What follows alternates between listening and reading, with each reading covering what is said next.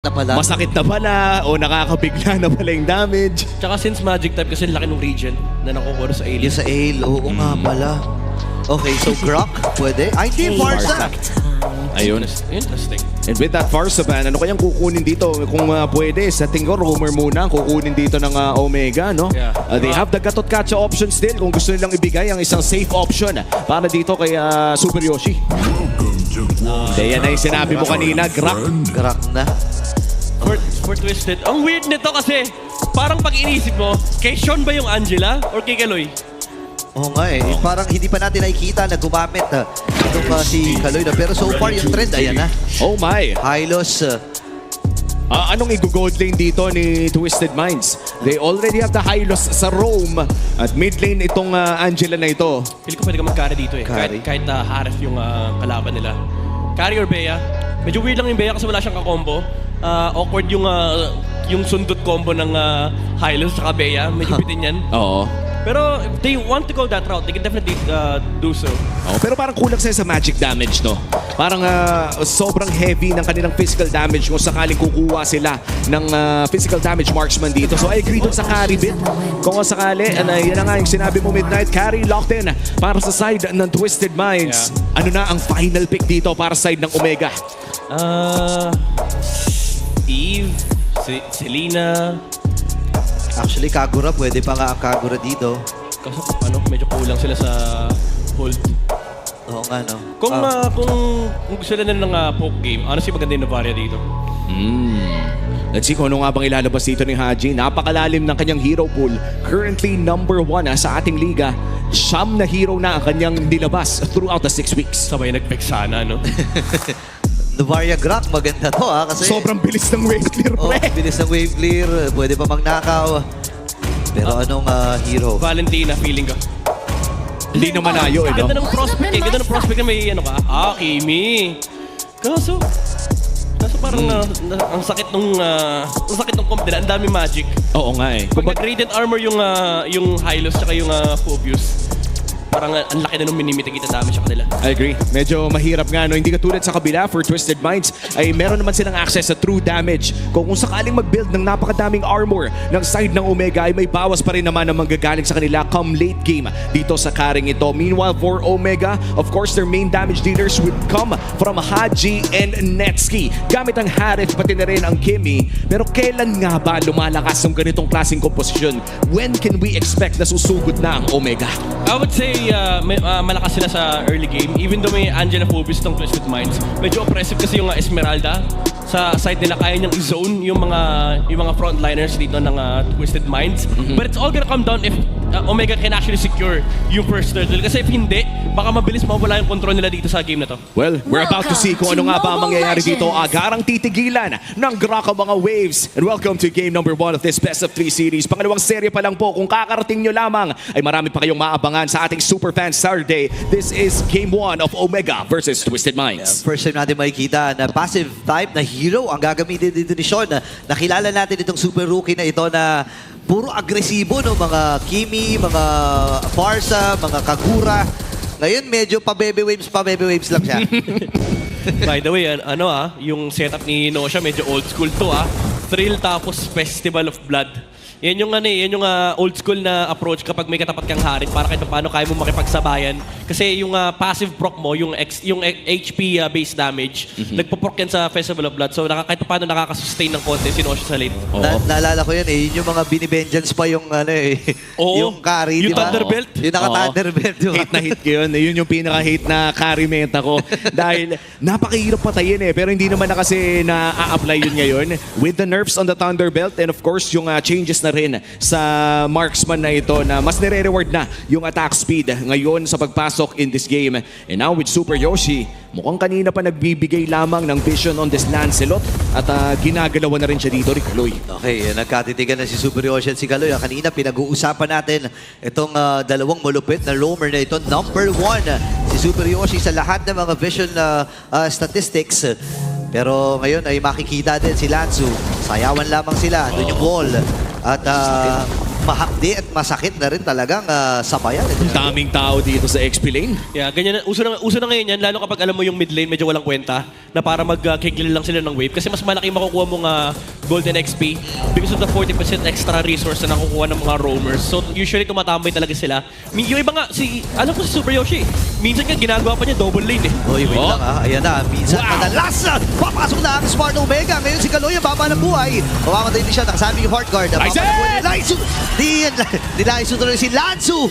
Ngayon si Ryzen ay namatay. Ngayon naman si Epi nakikig, kailangan umatras. Tornus ay nagamit niya. Kaya lang hindi sapat. James, naka-triple na. Buti na lang. Yung baby girl! Yung si Haji. And Mania kagad. Sobrang aga nito para kay James. At ibig sabihin yan ay mahihirapan na sila sa XP lane. Oh no. And this is it. Turtle ay sinimula na ulit ng Omega. Pero nandiyan na muli si Lansu. Kokontes ata ang Twisted Minds. Si Kaloy versus 2. Nakasali mo yung Hard Guard. Super Yoshi, Ryzen. Wala yung makakuha yung pagong. Ngayon naman ay papasok na nila. Shutdown! Shutdown kill para dito kay Sean. Ngayon naman ay babawian ata nila itong si Super Yoshi. Pero si Ryzen lamang teammate talaga. Dash out. Purple ata magiging target nila. Pero sakit ng mga pokes mula dito kay Haji. Lansu itamalon. Pero yung retribution. Sino magwawagi? Si MP the King na nga iyon. Sasama na. Ano pa rin ang pagtalon dito ni Lansu. Talagang walang titigil sa mga aksyon. Pero pipigilan siya ni Ryzen. Grabe yung brawl na ginawa. Di pa tapos! Di pa tapos si Sean, men! Di ba? Ayaw magpa-explain. Sabi niya, babala ng cooldown eh. Nung hardcore, pwede kong pindutin ulit eh. Pero nakita natin gano'ng kalakas yung Esmeralda rito ng Smart Omega. Unfortunately, medyo nag-overextend lang sila doon. Sapat na yung zone eh na ginagawa ni James. Pero nung nakuha na yung turtle, lumabang pa sila and si Lancer switch ng target na iwan si James sa harap ng Lancelot. So wala siyang masipsipan na shield. And saktong-sakto pagka Thorn Rose ni MP the King na wala yung buhay ni James. Ayan na si Nosha. Wait lang may bakbakan din. Labag yung Summer Force. Recall muna itong si Nosha. By the way, first item kagad kay Sean dito. Gold, glowing one. Walang sapatos pa rin. Oo. Nakayapak lang. Kasi yung idea, I think for Sean, is stay lang naman siya sa isang lane eh. Yeah. So, yung sapatos actually walang ipoprovide din eh. Kasi pag nahuli siya ng Grok, patay na siya. Kumbaga wala siyang magagawa doon. Ang ginawa niya, nirush niya yung anti-heal laban dito sa Fredrin at pati na rin kay Esmeralda. At napakaagang libro para dito kay James dahil na nga rin sa maniac na nakuha niya kanina. 1,000 at ang kalamangan niya against Lansu sa larong ito. Kaya naman sa upcoming turtle fight natin, 15 seconds from now, pwede nating ma-expect na napakalaki ng pressure na mabibigay ni James para dito sa Smart Omega. In terms of turtles, ay lamang ang barangay ngayon. 1-0. At mukhang pwestohan na nga ng Twisted Minds ang pangalawang pagong ng larong ito. Si Haji, okay, nagamit niya yung kanyang traction pulse. Ngayon tinamaan itong si Nosha, kalahati kagad yung buhay. Alam na natin na medyo lamado ang Omega pagdating dito. Regenerate muna ng buhay itong si Nosha, pero lumalim na ata si James. Kakayanin ba? Flicker in the force na rin. Habang yung 5 miyembro from Smart Omega ay nandito, talaga sa may bandang ibaba itong si Shoy. Ngayon nila magdarin yung Glorious Pathway. Ryzen kalahati ko niya buhay, pero pinagtatalon pa rin siya. Mula dito kay Lansu and Shoy with a kill. Nakasali pa rin yung Hard Guard. Sila Silver magiging sa target. Labag yung Summer Force, mamaximize ba? Ngayon pumasok na rin si Haji, same with James. Ngayon si Super Yoshi, mamamatay! Nakadalawa na kagad dito. This is Smart Omega nagamit din. Naman si Haji naman magiging target. Aabutan pa siya rito, pero makakatalon din ni James with a kill. Hindi pa tapos ang bakbakan dahil si Sean ay may ipin. Same with Lansu, pero malaya na makuha ni MP the King yung pagong. Sa dinami-dami ng mga nangyari doon, and with the turtle going to Twisted Minds, sino nga ba ang nakalamang sa trade na yun? I'd say that's a big win para sa Twisted Minds. Ang ganda ng kanilang target selection, yung window nakita nila. No siya? Patay na kaagad ito si Nosha. Ngayon Lansu, next key, kailangan umatras. Pero andito na ang tropa, ang buong barangay ay magkakasama na. Pinuntahan itong si Lansu, pero ang tanong, magre-react ba dito ang mga miyembro from Twisted? Papunta na nga rin sa may bandang itaas itong si Kaloy. Pero buhay na si Nosha. Ngayon si Sean, wala pa rin naman siyang heart guard. Pero pumasok na mga miyembro dito ng Twisted Mind. Labag yung Glorious Pathway. Si Haji buhay pa rin! Pero si Super Yoshi with that setup. Let's get with kill. Kailangan matras si Sean. At nandun yung mga pamembro. James! Pero si James pumasok na rin. With that ultimate, makakakuha ng kill. Ngayon si Kaloy naman ngayon ang magiging target nila. Pero napakakunat lang talaga ng Oyabak na ito. Sabi ni James, wala akong pakailan. One more time! Masyado matapang ang barangay! 7 kills na yung Esmeralda. Kanina, yung sa turtle na naipanalo ng Twisted Minds, wala kasi si James doon. Sabi niya, ngayon, ako labanan nyo ngayon. At napakahirap talaga labanan ni James dito. Looking at the items coming in from the Esmeralda. Napakaagang tong item power spike on this Talisman plus the Oracle combo. Napakakapal ng shields, napakataas ng damage, nakakababa ng cooldown ng kanyang mga abilidad. And of course, nakakatulong din yung fact na meron na rin siyang upgraded boots na binabawasan yung I would say basic attack damage na nanggagaling dito kay Nosha. Sobrang interested ako kung ano yung magiging third item niya. I think medyo this time warranted yung Dominance Eyes kasi ang daming ways to sustain for Twisted Minds, lalo pat may Revitalize na hawak dito si Kaloy. So for Smart Omega, maganda na mayroon silang hawak na control ngayon, and kahit paano malaki yung lamang ni Netsky over Nosha. So this time around, Smart Omega, they still have the timing, they still have the window kasi this is the opportunity for them to actually maximize their team fight dito sa mga objectives. Ngayon nagbabadya ang turtle fight na ito. Hindi pa naman ginagamit yung hard guard pero malaking ulti na. Traction pulse is down para sa Omega. Okay, nakasalib na rin yung hard guard. Ngayon, papasok si Lanzu. Netsky, kailangan matara Super Yoshi. Kalahati ng kanyang buhay! Pero si Raisen na nagwagi doon sa bagong. Ang baba na kanyang buhay dito pero makakamatay din. Si James ng isa. Pasok din dito yung mga miyembro ng Twisted Minds. May ipit na ata dito si Lanzu. Mapapatay sa kamay ni Haji. Same with Sean. Tatlo ang natumba. At lolobo ang gold lead ng Barangay Omega to a 3,000 gold lead after getting the last turtle of this game. Medyo kawawa lang si Ryzen. Siya na pagdidripa ng Twisted Minds. All eyes are focused on taking down the spread rin. Siya though. Ang sakit na rin ng damage. Isipin mo, isang Falling Star Moon sabay isang Stardust dance lang yon. Netsky hindi na ata maaawat para kunin itong Torre sa itaas. By the way, gusto ko lang sabihin, sobrang lakas ng crack ni Super Yoshi. Naka-Fury Hammer, men. Wow, oo nga, no? Malaki kasi yung damage scaling ng Grak ngayon. So parang laking tulong din ng Fury Hammer na yan. Pero mukhang gagamit na ng Phantom Execution dito. Makakatakas naman ata at hindi na ata lalabanan pa. And looking at the items right now, nakapag-golden staff na sa wakas si Nosha. Ano ba nga antayin ng Twisted Minds bago sila makapalag against Omega? Parang siya kailangan mo pa ng konting oras pa. Maybe they fight in the next Lord. Not this one kasi at this point medyo malakas pa talaga yung Harit ng Esmeralda.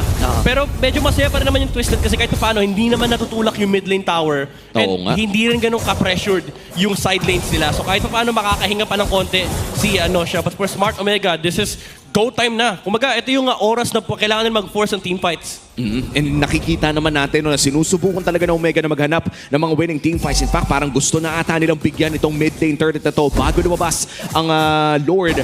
Mukhang magde-defensa muna sila sa may bandang baba. Kaloy forced to go out with a glorious pathway at hindi na makakatakas pa. Pinadiran pa ni Super Yoshi. That's gonna be a kill for Omega. Pero may trade naman ata sa taas para sa Twisted Minds. Akala makakatakas, may expressway na inilagay pero may mga barikada pala na inilabaga dito si Super Yoshi. May road project May road project.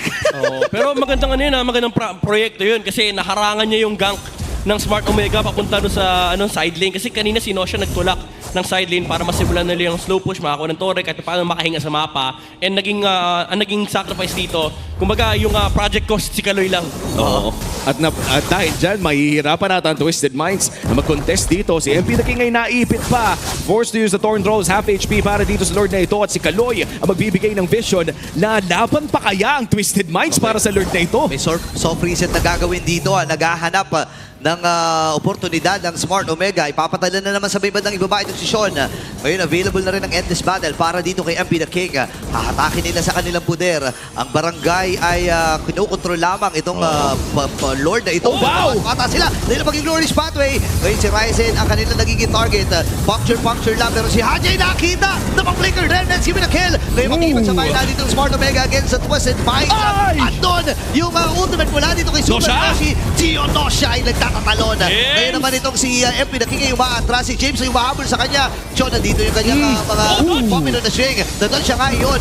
Pero ang tanong, kakayanin ba? Hindi. Kasi yung zone. Lanzo! Sa mga miyembro ng Smart Omega. Si Lanzo ay nangibabaw. Pero kailangan ng umatras ni Sean. Haabulin siya ng mga miyembro dito ng Smart Omega. And James, monster kill na! Pero mukhang buhay pa rin naman si MP the King. Ang retry holder ng Twisted Minds ay narito pa rin. Hindi ata makakalord. Phantom Execution makakatakas ang Lancelot ng Twisted Minds. Omega, re-reset ba nila ang Lord na ito o mamaya na lang ang kanilang call? Kailangan nila hintayin yung retry kasi baka biglang sumulpot si MP the King and ma-retry pa yung Lord. So for Smart Omega, kailangan nilang simulan ulit yung setup. Kaso ang problema, nagkaka-farm na yung carry. Oo. Mahapdi na. Aray Ayan ko. na. Mahapdi Aray na ko rin. po. Haji. Makatakas ba siya? Function. Wow! Nandiyan, Pinakingay nakakuha din ang kill. Pero nandun yung pagbawi. Mula doon sa Tectonic Charge. Kaloy, kailangan matras. Falling Stormer again. Mula dito kay James. Pero nailigtas naman siya mula ng ni Kaloy dito sa kanyang Glorious Pathway. Pagkakataon ng Smart Omega na hawakan itong Lord. Yeah, sobrang greedy na play na ginawa doon ni MP the King. Even though napatay nila si Haji, magkakaroon ng oportunidad for Smart Omega to actually just burst down the Lord kasi walang threat ng magnanakaw mula rin sa Twisted Minds. At napakasimple lamang, that's gonna be the first node, the second Lord secured para dito sa side ng Omega. And let me just correct myself, pinakaunang First, Lord pala muna. natin ay 12 minutes in nakuha ng barangay. Yeah, kasi ang daming delaying tactics na ina-employ kanina ng Twisted Minds. Na-realize ng Smart Omega, yung nagsuslow push hindi naman Moskov. So hindi naman yumayaman yan. So kahit patagalin nila, pero nakakita ng opportunity kanina yung Twisted Minds na pasukin si Netsky. Unfortunately, ang ganda lang din kasi ng flicker out. Imbis na patalikod men pakanan yung flicker ni Netsky. So nandun kagad siya sa kamay ng kanyang mga kakampi. And a perfect game so far para dito kay Netsky. 4-0-10. Wala pang nakakahanap sa ulo ni Netsky sa larong ito. At wala namang flying clouds na magde-deliver sa kanya sa Twisted Minds. Omega ngayon ang may hawak ng malaking kalamangan. 5,000 ngayon si MP! Walang pantage eh, pero doon yung puncture. Oh my goodness, makakatakas ba siya? Doon pero si Netsky ang kukuha ng muling halakhak. Ngayong 4v5 ang magiging action. Actually, 6v4 kasi kasama nila yung Lord sa may bandang itaas. Pagkakataon ng Smart Omega, pagkakataon ng barangay na bumasag at magiging matagaw pa yun. Lalabag yung Lord's Palette, Traction Pulse. No shot. Tumama na rin. Labag yung Summer Force. Lasso, kalahati na niya buhay. Pero si Kaloy yata mapupuruan dito na mga miyembro ng Smart Omega. Tower lock na nga ang magiging call dito ng Omega. Pero sapat ba yung kanilang mga minions? Tamang hits lamang ito si Nosha. Hindi na ata nila mabibigyan nila pagsugod ng pang barangay.